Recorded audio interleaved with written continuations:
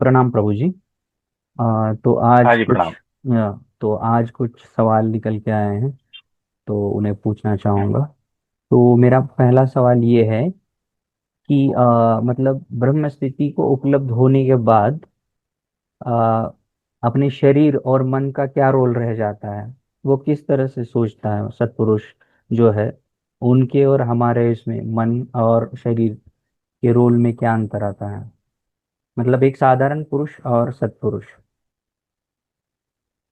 हाँ, देखो, मन और शरीर या जो भी है, बुद्धि चित्त, सारा कुछ जो है ना, वो एक इंस्ट्रूमेंट की तरह ही रह जाता है।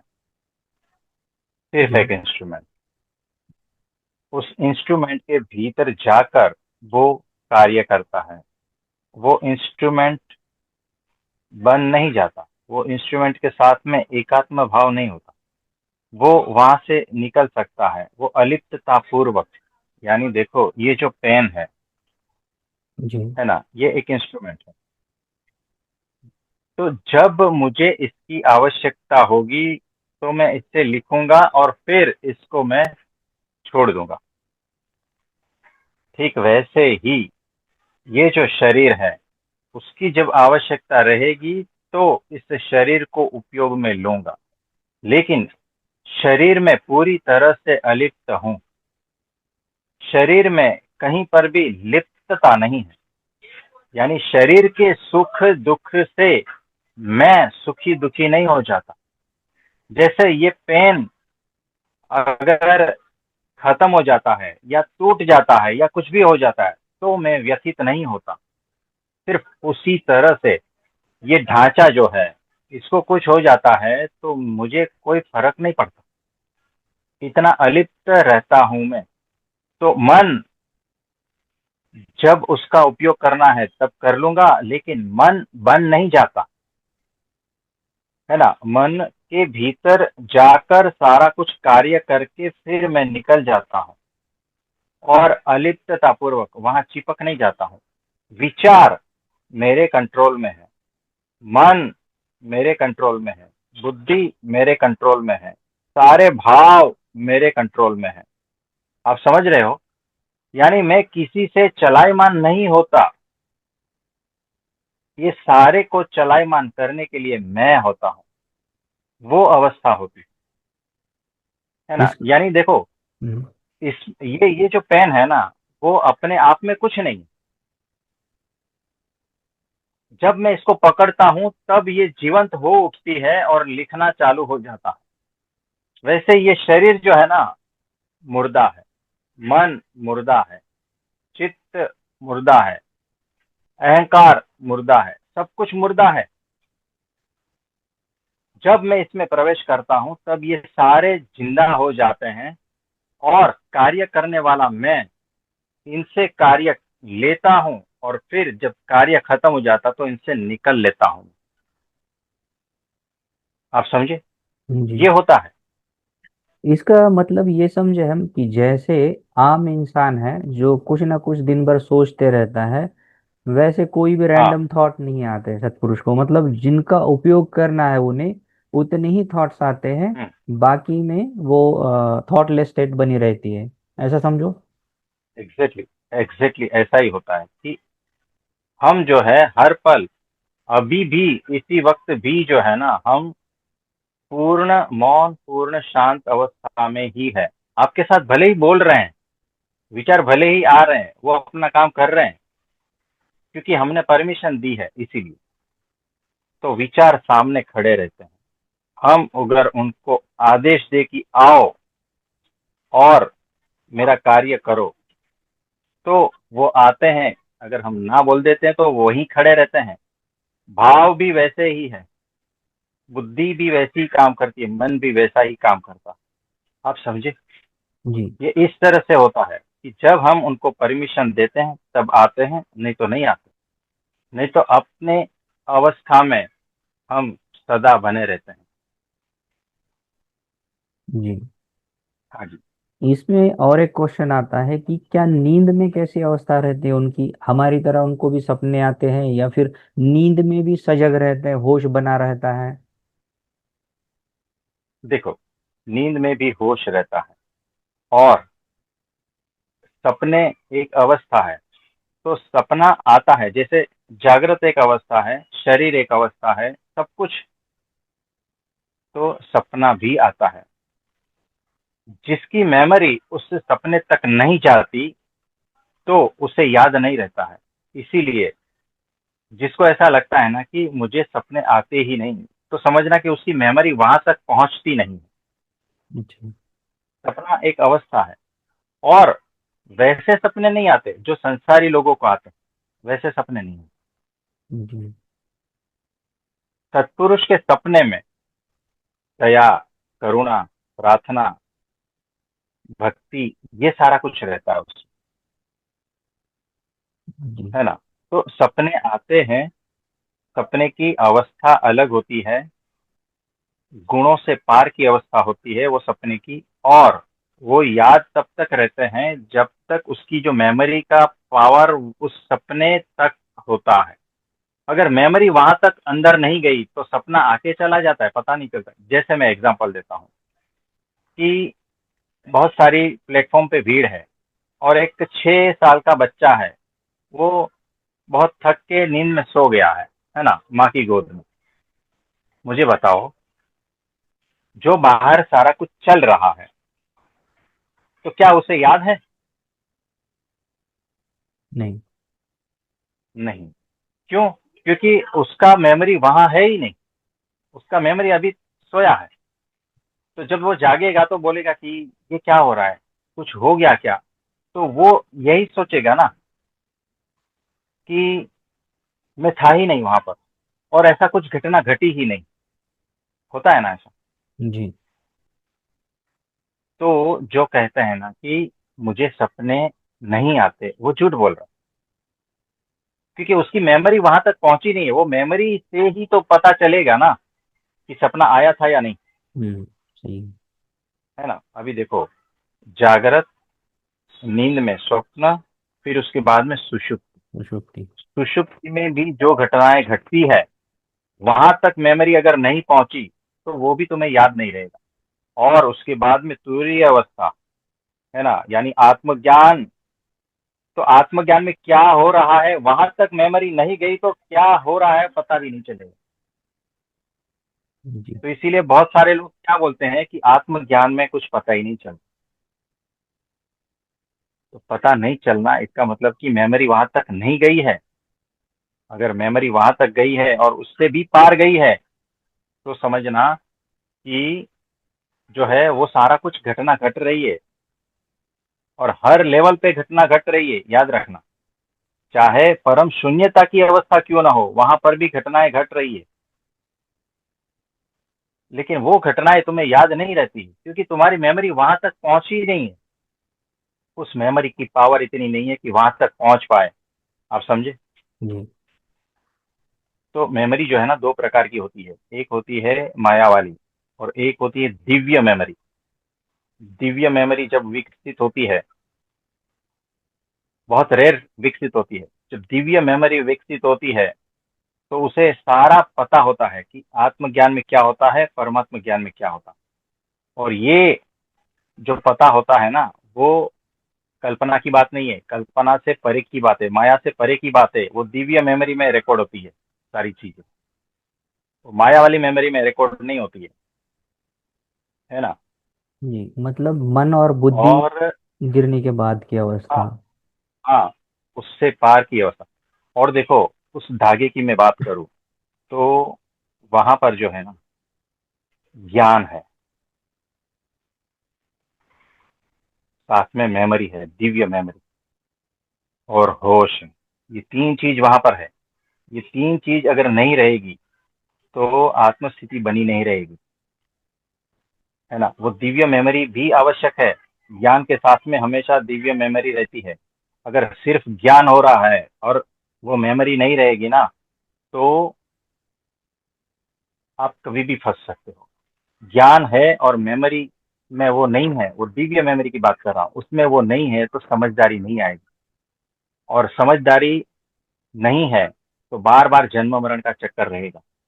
और दिव्य मेमोरी के साथ में वो जो ज्ञान है, अगर वो नहीं रहेगा तो भी जन्म मरण चक्कर खड़ा रहेगा आत्मज्ञान होने के बाद भी।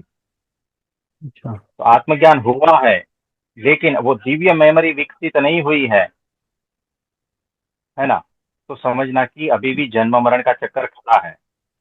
और वो विकसित कब होगी? जब अक्षर ब्रह्म सत्पुरुष, उनकी कृपा होगी। ये बहुत डीप लेवल का सारा चीज है, सब इस प्लेटफॉर्म पे बताया नहीं जाता, जी। है ना? और कुछ पूछना चाहते हैं?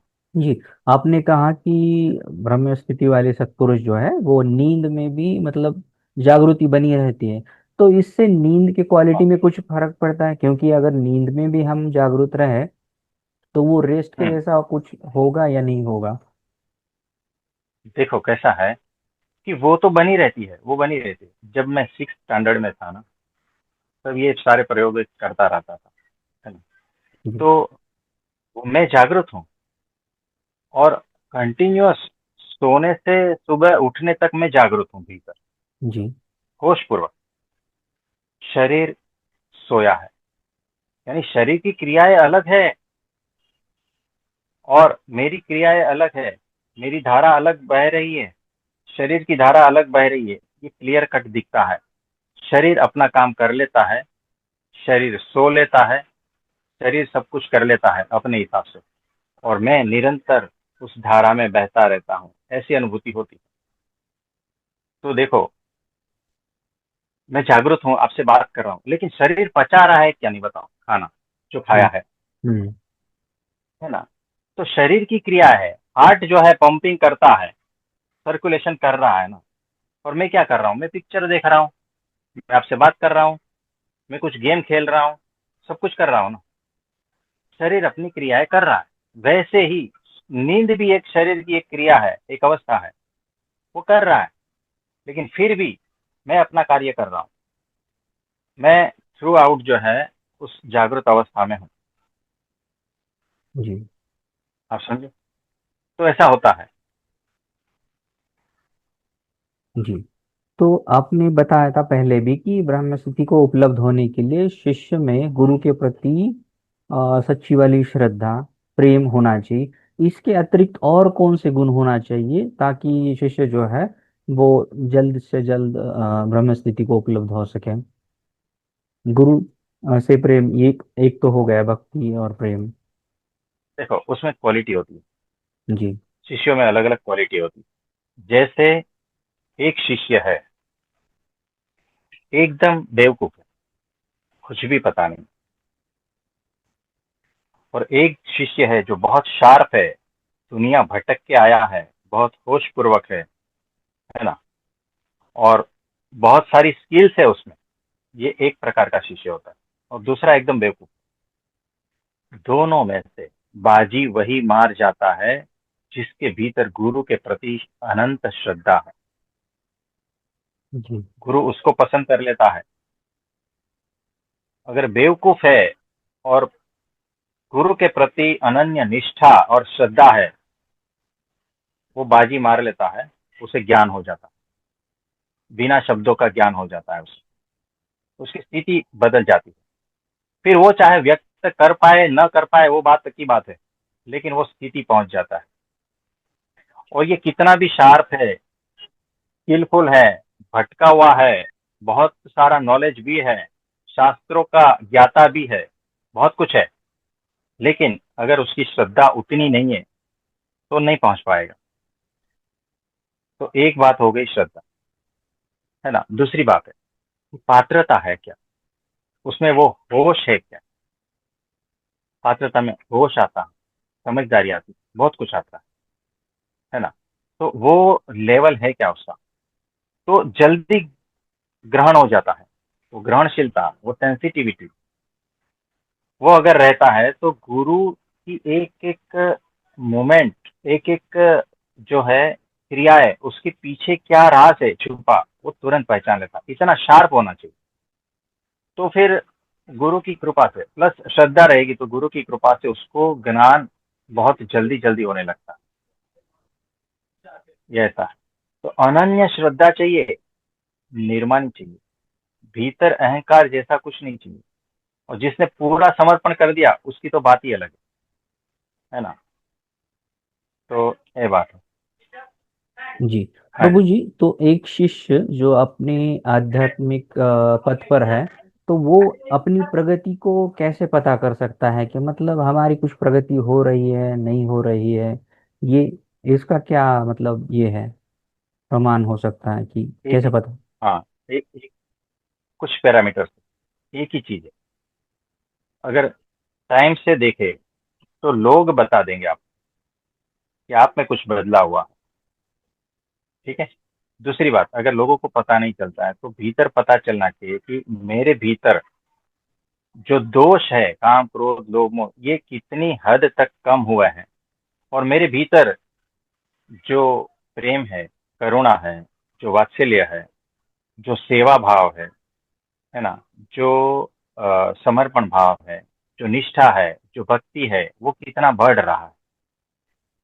यानी परमात्मा के दिव्य गुण कितने बढ़ रहे हैं और मनुष्यता के दुर्गुण या दोष कितने कम हो रहे हैं।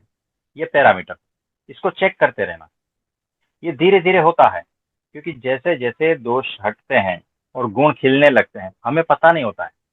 माँ को पता नहीं होता है कि बच्चा अभी जो है 2 महीने का था, 4 महीने का हो गया, वैसा का वैसा ही दिखता है, 6 महीने का वैसा का वैसा ही दिखता है। लेकिन बाहर से कोई आता है कि 2 महीने का था, फिर 2 साल का हुआ, तब देखा, अरे कितना बड़ा हो गया, कितना बदल गया। ये बाहर वाले कहते हैं। माँ को पता नहीं चलता है, माँ को धीरे धीरे धीरे धीरे होता है ना उसके सामने, इसीलिए पता नहीं चलता है। तो वैसा ही हमारे भीतर अगर धीरे धीरे बदलाव होते हैं तो हमें पता नहीं चलता है जल्दी, लेकिन बाहर वाले को पता चल जाता है। अमोल भाई में कुछ बदलाव आ गया है, पहले जैसे वो नहीं रह गए, कुछ अलग अद्भुत हो गया है, कुछ घटना घट गई, कुछ मिल गया है अमोल भाई को, है ना, अमोल भाई को कुछ भी मिल गया है और वो छलक रहा है। बात खत्म हो। जी। तो ऐसा होता है। तो बदलाव जो है भीतर भी चेक कर सकते हो, पैरामीटर हमने आपको कह दिया है, और बाहर के लोगों से भी पता चल जाता है। ठीक है प्रभु जी। हाँ जी। जी प्रभु जी, एक थोड़ा सा माया हाँ। वाला सा सवाल है। तो व्यक्ति हाँ के, बोलिए।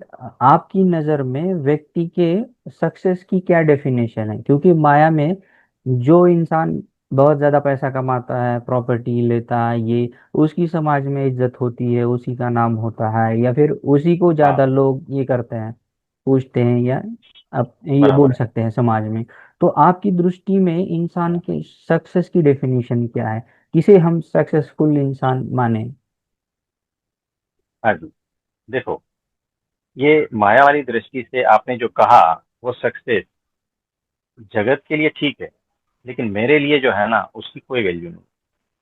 चाहे वो राजा क्यों ना हो, लेकिन उसके जीवन में अगर भक्ति नहीं है, अगर उसके जीवन में भगवान नहीं है, तो मैं उसको 0 नंबर देता हूँ, उसको फेल करता हूँ। और कोई वैल्यू नहीं है मेरे जीवन में। मेरे नजर में उसकी कोई वैल्यू नहीं है। वो चाहे कितना भी पैसा वाला क्यों ना हो, वो कितना भी पद प्रतिष्ठा वाला क्यों ना हो, हम उसको बुलाएंगे तक नहीं, है ना। यानी अगर उसके जीवन में भगवान नहीं है तो हम उसको बुलाए तक नहीं। उसके जीवन में अगर सत्संग नहीं है तो हम उसको नहीं बुलाएंगे। भीतर से आवाज ही नहीं निकलती, भीतर से उसको बुलाने की क्या कहते हैं, विचार भी नहीं निकलते हमारे, है ना। लेकिन अगर कोई है, कोई कैसा भी है, भिखारी जैसा है, सामान्य है, एकदम सिंपल है, अगर उसके जीवन में सत्संग है, अगर उसके जीवन में परमात्मा है, भक्ति है, इस प्रकार का कुछ है, अगर हमें दिख गया ना उसके जीवन में थोड़ा भी, हम उसके चरण छूने लगेंगे। याद रखना, हम उसके चरण छूते हैं तो हम पैसे से किसी का मूल्य नहीं करते, हम प्रतिष्ठा से हम उसका ये नहीं करते।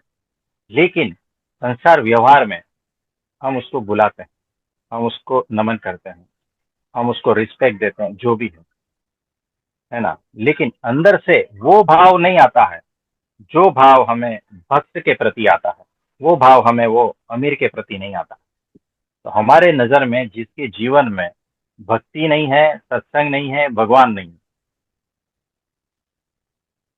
उसकी वैल्यू जीरो है ना। और वो अनसक्सेसफुल है हमारी नजरों में, क्योंकि वो गवा रहा है, उसका जीवन बर्बाद कर रहा है ना। और वो बेवकूफ है हमारे लिए। हाँ, बिल्कुल बेवकूफ है। हाँ जी। जी प्रभु जी, तो आज के लिए मेरे सवाल इतने ही थे प्रभु जी। आप अगर कुछ हमें हाँ जी। संदेश देना चाहते हैं या कुछ बताना चाहते हैं तो आप बता सकते हैं, या फिर हम क्लोज करें। कोई नहीं, सबके लिए प्रार्थना करते हैं, सबके जीवन में भक्ति, ज्ञान, वैराग्य, धर्म और परमात्मा साक्षात विराजमान हो, ऐसा भगवान से प्रार्थना करते हैं। सबको बहुत बहुत आशीर्वाद।